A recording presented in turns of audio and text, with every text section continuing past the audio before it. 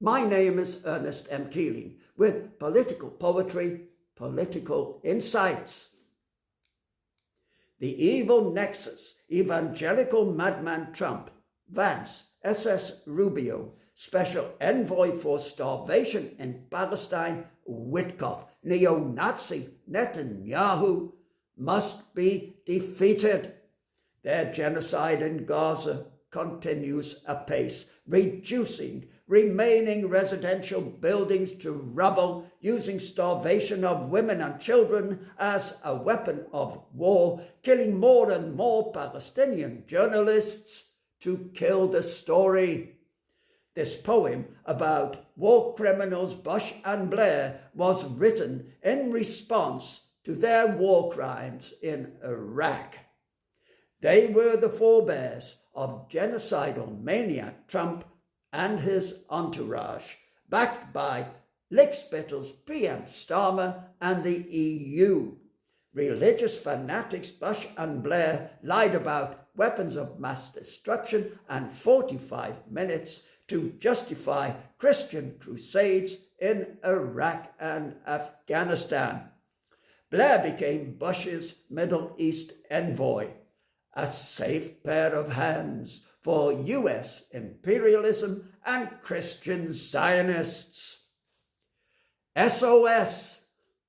Tony Blair is now meddling in Palestine. According to Reuters, Trump has been discussing the future of Gaza with phony Blair and Jared Kushner. In other words, the blood-stained hands of Blair are trying to manipulate the post-genocide policy to his benefit, making money. He has also met with Witkoff to discuss future plans. This diabolical design between the high priests of hell, Trump and co., is just another replica of the Medieval Age Christian Crusades. The Tony Blair Institute is closely connected to Starmer. If Starmer and the EU were to allow their plan to succeed, it would be a pact with the devil. Kushner's idea of Gaza reconstruction is Trump's vision, a Riviera seafront. During genocidal times of moribund neoliberal democracy, we welcome the balancing power of China and the Hague Group of Global South nations established to secure accountability for Gaza and the OPT. The poem is in 3 parts, together with an epigraph. Part 1, lens, historical context. First stanza of part 2 is citations from Blair's sycophantic speech before the US Congress, 17 July 2003. In part 3, Babylon Speaks. Copyright. This poem is titled, My Name is Babylon. We have a calling from beyond the stars to stand for freedom, and America will always be faithful to that cause. George Bush. Part 1.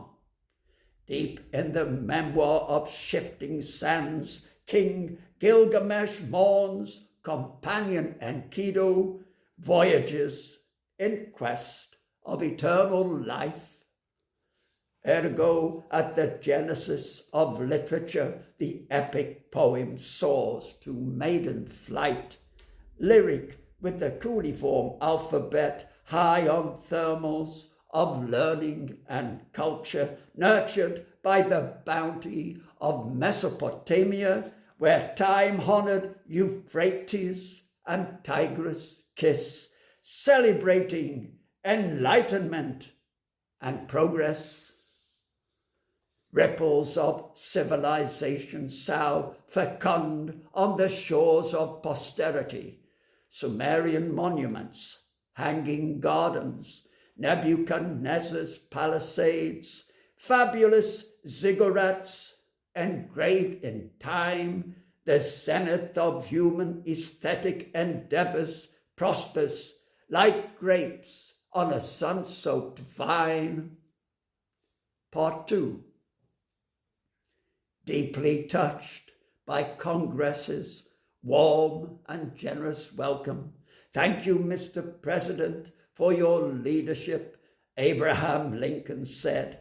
History will forgive every fiber of instinct and conviction, and our job, my nation, that watched you grow, enormous pride, great affection in our common bond. Our job is to be there with you. You are not going to be alone.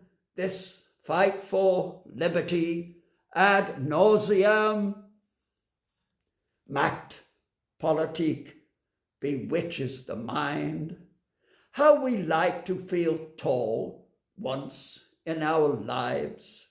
In Machiavellian perpetual war, like swirling dervishes, neocons spin their Straussian waltz. Part 3.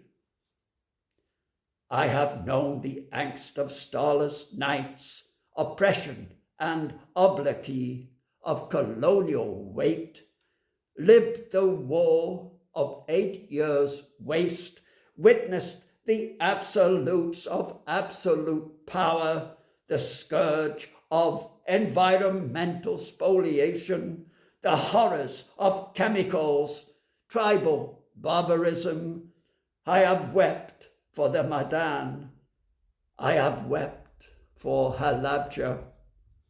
Now once more the ignominy of occupation, and though the oil wells are doused, a pall of smoke chokes the cerebral land. The bell tolls for Babylon to bury her dead. Thank you for listening, and God arrest the United States of America.